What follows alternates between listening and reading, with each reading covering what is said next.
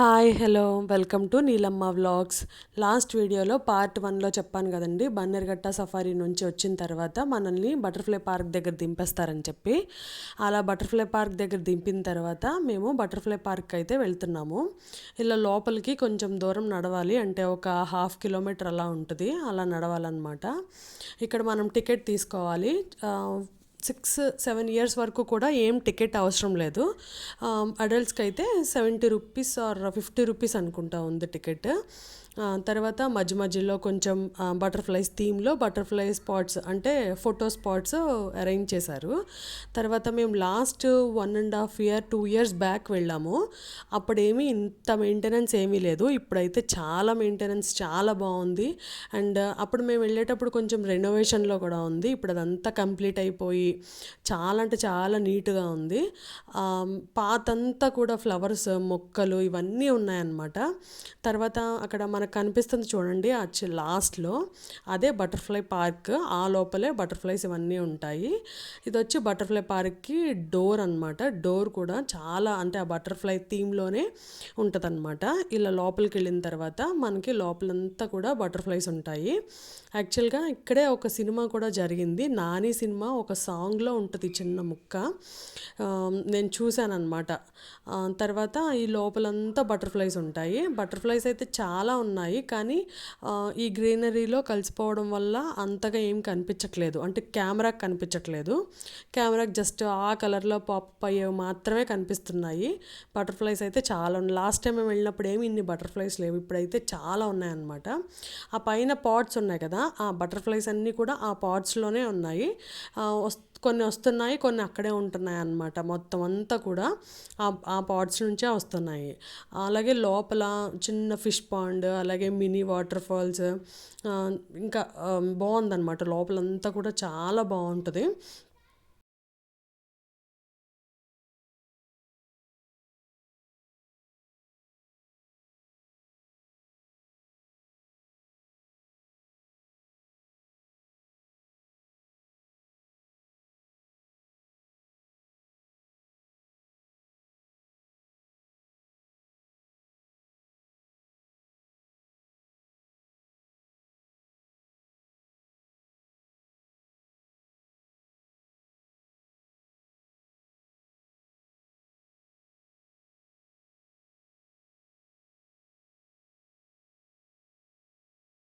ఇప్పుడు మనం butterfly park దగ్గర నుంచి బయటకైతే వెళ్తున్నాము.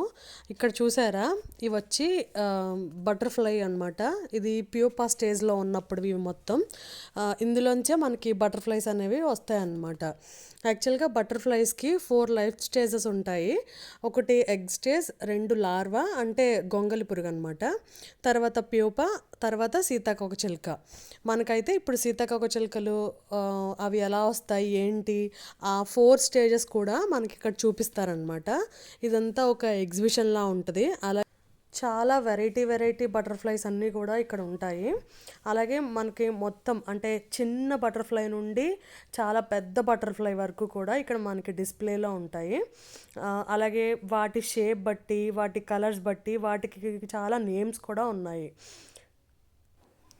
ఇక్కడితో మనకి బటర్ఫ్లై పార్క్ అయితే అయిపోయింది. ఇప్పుడు మనం మళ్ళీ జూకి వెళ్తున్నాము. ఇక్కడ నుంచి జూ స్టార్ట్ అనమాట. ఇప్పుడు మనకి సఫారీ అయ్యింది కదా, సఫారీకి మనం లెఫ్ట్ సైడ్ వెళ్తాం, జూకి రైట్ సైడ్ వస్తాం కదా. ఇక్కడ నుంచి జూ అయితే స్టార్ట్ అవుతుంది.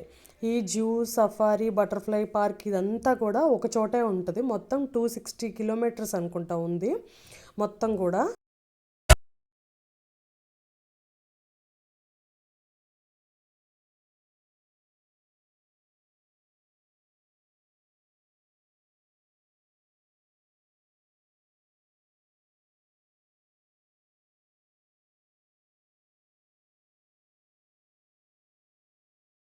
హిప్పోపోటమస్ చెప్పు.